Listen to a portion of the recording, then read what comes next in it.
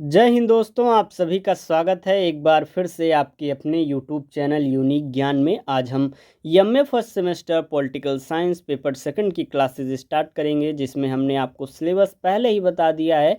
हमने एक ही वीडियो में MA first semester political science का paper first second third fourth practical सभी सिलेबस आपको क्लियर कर दिए हैं। अगर आपने नहीं देखा हो तो हिंदी और अंग्रेजी दोनों भाषाओं में हमने सिलेबस को डिस्कस किया है। आप वहाँ पर वीडियो देख सकते हैं, चैनल पर आपको मिल जाएगी, जिससे आपको पता चल जाएगा कि क्या पढ़ना है। क्योंकि सबसे ज़रूरी होता है कि क्या क्या हमारे सिलेबस में, इसको हम जान लें, उसके आधार पर फिर हम अपनी पढ़ाई स्टार्ट करें। आपके जो एग्ज़ाम है जल्द ही आने वाले हैं, जल्दी जल्दी आपकी क्लासेस आएंगी, इसलिए चैनल पर बने रहिए। और नोट्स प्राप्त करने के लिए टेलीग्राम चैनल हमारा ज्वाइन कीजिए। वहाँ पर क्लासेस आपको कराने के बाद नोट्स प्रोवाइड कर दिए जाते हैं, जिससे आपको हेल्प मिलेगी कि आप रिवीजन कर सकें, या फिर अपना हैंड रिटन नोट्स बनाना चाहते हैं तो बना सकते हैं। वीडियो अगर आप चैनल पर नए आए हैं तो लाइक कीजिए, कमेंट लास्ट में करिएगा पूरा देखने के बाद वीडियो। अगर कोई भी डाउट रह जाता है लेक्चर देखने के बाद तो आप कमेंट करके पूछ सकते हैं। दोस्तों के पास शेयर कीजिए वीडियो, जिससे वह भी देख सकें, फ़ायदा उठा सकें और अपनी तैयारी को बेहतर से बेहतर बना सकें। तो चलिए देखते हैं। फर्स्ट चैप्टर में हम पढ़ेंगे तुलनात्मक राजनीति की अर्थ प्रकृति क्षेत्र, अर्थात उसके दायरे को हम पढ़ेंगे, उसकी परिभाषा को समझेंगे कि तुलनात्मक राजनीति आखिर है क्या, उसकी प्रकृति को समझेंगे। नेक्स्ट वीडियो में आपको इसके अध्ययन के उपागम अर्थात दृष्टिकोण बताए जाएंगे। फिर नेक्स्ट वीडियो ऐसे ही आते रहेगी, विकास आप पढ़ेंगे। जितना भी चीज़ें सिलेबस में है आपको अच्छे से डिस्कस किया जाएगा, इसलिए चैनल पर बने रहें। तो चलिए देखते हैं तुलनात्मक राजनीति के विषय में। तुलनात्मक राजनीति के अध्ययन के अंतर्गत भिन्न भिन्न प्रकार की राजनीतिक प्रणालियों की संरचनाओं, कार्यविधियों, लक्षणों और क्षमताओं इत्यादि का विश्लेषण किया जाता है, ताकि राजनीति के सामान्य नियमों का जो है पता लगाया जा सके। यूनानी दार्शनिक जो अरस्तु हैं, उन्होंने सर्वप्रथम लगभग 158 शासन प्रणालियों का विस्तृत अध्ययन किया, और इस प्रकार अरस्तु को तुलनात्मक राजनीति का जनक माना जाता है। सबसे पहले जो हमारे यूनानी दार्शनिक हैं अरस्तु महोदय, उन्होंने 158 शासन प्रणालियों को पढ़ा था और उसकी अच्छाइयों को बुराइयों को कंपेयर करके पढ़ा था, और उसमें से जो भी उनको अच्छा लगा उन्होंने बताया हुआ था। तो मतलब वो जो शासन के लिए अच्छा होता है, 158 शासन प्रणालियों को पढ़कर उन्होंने ये डिसाइड किया था। तो इस प्रकार इन्हीं कारणों से सबसे पहले, क्योंकि इन्होंने ही ऐसा किया था, तो इन्हें तुलनात्मक राजनीति का जनक कहा जाता है। तुलनात्मक राजनीति की परिभाषा अगर हम देखें तो अलग अलग हम विद्वानों के द्वारा देखेंगे। जी.के. रॉबर्ट्स महोदय क्या कहते हैं, इनका कहना है कि राजनीति जो है, तुलनात्मक राजनीति वह बृहत्तर क्षेत्र का संकेतक है, जिसमें तुलनात्मक सरकारों एवं गैर शासकीय राजनीतिक कबीलों, संप्रदायों, गैर राजकीय संगठनों की राजनीति का भी अध्ययन किया जाता है। ऐसा नहीं है कि तुलनात्मक राजनीति जो है उसमें हम शासन के विषय में ही पढ़ते हैं, सरकार के विषय में पढ़ते हैं, ऐसा नहीं है। इसमें हम गैर शासकीय जो भी संगठन हैं, कबीले हैं, संप्रदाय हैं, इनका भी कंपैरिजन करके अध्ययन करते हैं, इनकी भी राजनीति का भी अध्ययन हम करते हैं। एडवर्ड ए फ्रीमैन क्या कहते हैं, तुलनात्मक राजनीति जो है सरकार के विविध प्रकारों एवं विभिन्न राजनीतिक संस्थाओं का तुलनात्मक विश्लेषण है। एक प्रकार से आप समझ लीजिए, जैसे कि कोई भी चीज़ हमें पढ़ना होता है, जब हम तुलना करके पढ़ते हैं तो हमें अच्छे से समझ में आता है। जैसे कि हमें भारत की, उत्तर प्रदेश की हमें शासन प्रणाली को पढ़ना है, तो आसपास जितने भी प्रदेश हैं उनके शासन प्रणालियों से कंपैरिजन करके हम पढ़ सकते हैं।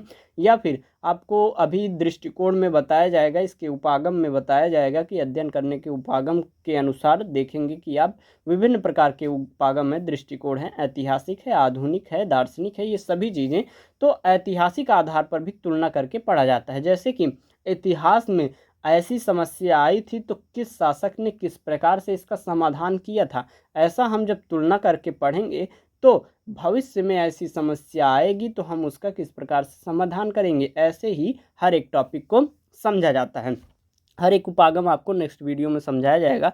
अभी तो हम परिभाषा देख रहे हैं। माइकल कर्टिस महोदय क्या कहते हैं, तुलनात्मक राजनीति जो है राजनीतिक संस्थाओं की कार्यविधि एवं राजनीति व्यवहार की महत्वपूर्ण निरंतरताओं, समानताओं और असमानताओं का तुलनात्मक विश्लेषण है।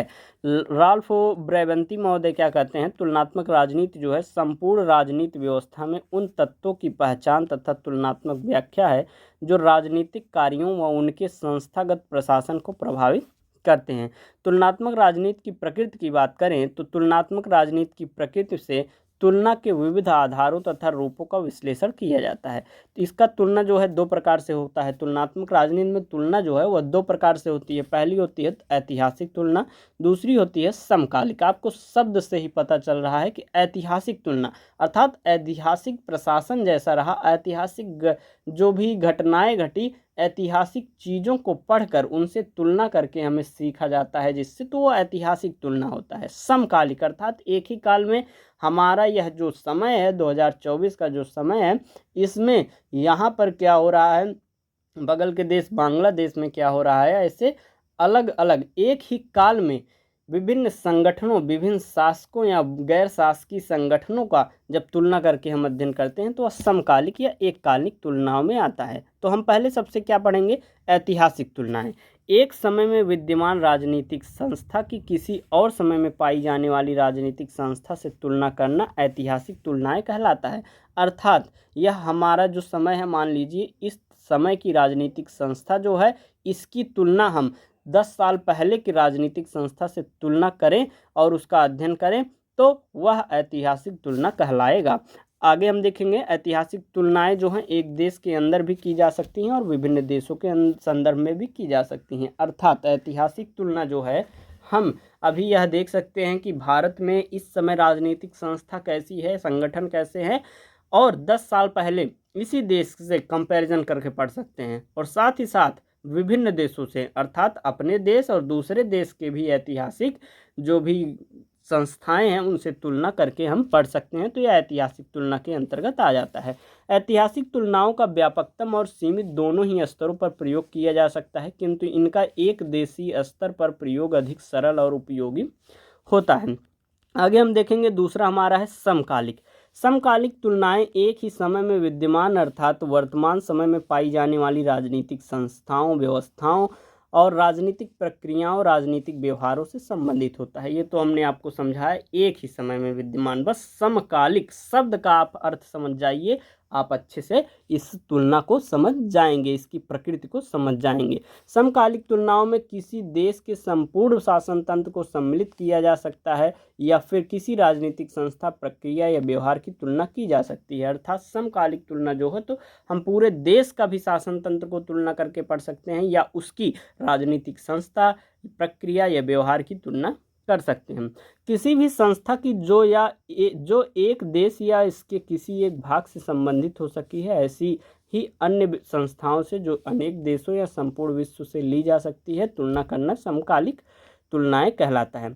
समकालिक तुलनाओं में तुलना की इकाई का आकार जो है, तुलना की व्यापकता या सीमितता का कोई महत्व नहीं होता है। यह मूलतः एक ही समय में अनेक राजनीतिक व्यवस्थाओं, संस्थाओं, घटनाओं की स्थान से परे तुलनाएं होती हैं और इन तुलनाओं में समकालीन तथा स्थान से परे होने के दो प्रमुख लक्षण होते हैं। कौन कौन से लक्षण होते हैं, मतलब डेविड रॉबर्टसन ने अपनी कृति या dictionary of the modern politics जो कि 1985 में इन्होंने लिखी थी, उसमें तुलनात्मक शासन या तुलनात्मक राजनीति शब्दावली को समानार्थक माना था। किसने, डेविड रॉबर्टसन ने। किसमें, अपनी जो उन्होंने लिखी थी a dictionary of modern politics, इसमें उन्होंने तुलनात्मक शासन और तुलनात्मक राजनीति दोनों को एक समान माना था। और जो माइकल कर्टिस हैं, उन्होंने अपनी पुस्तक कंपैरेटिव गवर्नमेंट एंड पॉलिटिक्स में जो कि एक इंट्रोडक्टरी एस्से था 1968 के अनुसार, उन्होंने तुलनात्मक राजनीति अध्ययन के अंतर्गत संपूर्ण राष्ट्र, राज्यों या राजनीतिक प्रणालियों की किन्हीं विशेष प्रक्रियाओं की संस्थागत गतिविधियों की तुलना कर सकते हैं, उन्होंने ये अर्थ बताया था। अब हम देखेंगे, हमने परिभाषा देख लिया, अर्थ समझ लिया और तुलनात्मक राजनीति के प्रकृति को समझ लिया। अब हम देखेंगे तुलनात्मक राजनीति के विषय क्षेत्र को। जीके रॉबर्ट्स ने अपने पुस्तक व्हाट इज कंपैरेटिव पॉलिटिक्स 1972 में लिखा है कि तुलनात्मक राजनीति में अधिक आधारभूत समस्या उसकी उचित और तर्कसंगत सीमाओं की है। अर्थात जैसे कि कोई भी चीज़ की शुरुआत होती है, उसमें किसी का शुरुआत करना, उसके विषय में सोचना, तो विकास क्रम होता है। सबसे पहले उसके विषय में किसने सोचा था, अरस्तु, जो कि आपको बताया गया सबसे वीडियो की स्टार्टिंग में। उसी प्रकार इस शब्द का प्रयोग कैसे कैसे बढ़ा और इसको एक विषय के रूप में कैसे जाना गया, इसको हम देखेंगे। तुलनात्मक राजनीति की परंपरागत अवस्था में इसके विषय क्षेत्र के संबंध में मुख्य मान्यता कानूनी, संवैधानिक और संस्थागत ढांचों के तुलनात्मक अध्ययन की रही है और इसे तुलनात्मक राजनीति के क्षेत्र का कानूनी दृष्टिकोण कहा जाता है। हमको विषय क्षेत्र में क्या जानना होता है कि इसके अंतर्गत क्या क्या चीज़ें आती हैं, किसके विषय में हमें अध्ययन करना होता है। तो 1945 के पश्चात तुलनात्मक राजनीति के विषय क्षेत्र में क्या आता है, मौलिक परिवर्तन आता है और इसे आधुनिक बनाने में व्यवहारवाद की जो है प्रमुख भूमिका रहती है। जीन ब्लोडेल ने तुलनात्मक राजनीति में राजनीति के व्यवहारिक पक्ष को आधारभूत एवं तात्विक माना है। राजनीतिक प्रक्रिया के विविध कारकों को समझने के लिए आवश्यक है कि तुलनात्मक राजनीति में जो है राष्ट्रीय व अन्य प्रकार की संस्थाओं एवं गैर राजकीय संस्थाओं के राजनीतिक आचरण से समस्त तथ्यों को संकलित किया जाए और विभिन्न व्यवस्थाओं की तुलना की जाए। आगे हम देखेंगे कानूनी संस्थागत दृष्टिकोण तथा व्यवहारवादी दोनों ही दृष्टिकोण अतिवादी प्रकृति के हैं। एक में संवैधानिकता के इर्द गिर्द तथा दूसरे में व्यवहारिकता के आधार पर तुलनाओं की बात की गई है। आगे हम देखेंगे नेक्स्ट हमारा विषय क्षेत्र में नए परिप्रेक्ष्य में जो है तुलनात्मक राजनीति के अध्ययन में यह माना गया है कि प्रत्येक राजनीतिक व्यवस्था में समाज के मूल्य होते हैं और इनकी अभिव्यक्ति जो है संविधान, कानून, संरचनाओं और नियमों तथा राजनीतिक प्रक्रियाओं में होता है। पर्जेवस्की तथा ट्यून के अनुसार तुलनात्मक राजनीति जो है विविध स्तरीय खोजबीन तथा विविध स्तरीय विश्लेषण माना जाता है। तुलनात्मक राजनीति के अंतर्गत राजनीति संस्कृति, अभिजन नेतृत्व, सत्ता, बाध्यकारिता, राजनीतिक समाजीकरण, राजनीतिक सहभागिता, राजनीतिक एकीकरण, राजनीतिक विकास तथा आधुनिकीकरण जैसी संकल्पनाओं के अध्ययन और विश्लेषण किया जाता है। तुलनात्मक राजनीति जो है जो उसके अंतर्गत क्या क्या होता है, राजनीतिक संस्कृति की बात होती है, अभिजन नेतृत्व की बात होती है, सत्ता की बात होती है, बाध्यकारिता की, राजनीतिक समाजीकरण की, राजनीतिक सहभागिता की, राजनीतिक एकीकरण की, राजनीतिक विकास की और आधुनिकीकरण जैसी संकल्पनाओं के अध्ययन और विश्लेषण की बातें इसमें की जाती हैं। अब तुलनात्मक राजनीति की विषय क्षेत्र के निर्धारण संबंधी कुछ विवाद हुए थे, अर्थात कुछ विद्वानों ने तुलनात्मक राजनीति को निगेटिवली बताया था। जैसे कि स्पेंगलर महोदय ने कहा कि तुलनात्मक राजनीति जो है राजनीतिक व्यवहारवादी अध्ययनों का अंध महाद्वीप है। ऐसा कौन कहता है? स्पेंगलर महोदय। मोसे एम ज्यूडनोवस्की कहते हैं कि आधुनिक तुलनात्मक राजनीति एक विस्फोटक अनुशासन है। लॉसवेल, सिडनी, वर्षा और हेंज इउलाउ कहते हैं कि तुलनात्मक राजनीति का अधीर विस्तार जो है वह घातक है। हैरी एच एकस्टीन सबसे अधिक आधारभूत बात तुलनात्मक राजनीति के विषय में यह है कि आज यह एक ऐसा विषय है जिसमें अत्यधिक विवाद है, क्योंकि यह संक्रमण की स्थिति में अर्थात विभिन्न देशों, विभिन्न प्रदेशों, विभिन्न संस्थाओं के बीच में इसका अध्ययन किया जाता है। तो हैरी एच एकस्टीन महोदय कहते हैं कि यह अत्यधिक विवाद इसमें है क्योंकि यह संक्रमण की स्थिति में है। यह एक प्रकार की विश्लेषण शैली में दूसरे प्रकार की विश्लेषण शैली में प्रस्थान कर रहा है।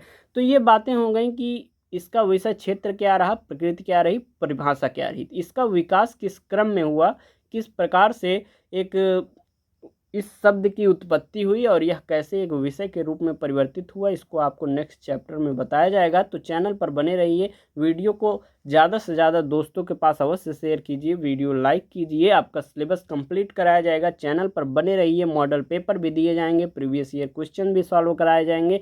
बस आप चैनल पर बने रहिए, वीडियो को लाइक कीजिए, कमेंट करके कोई भी डाउट हो तो पूछिए। मिलते हैं नेक्स्ट वीडियो में। धन्यवाद।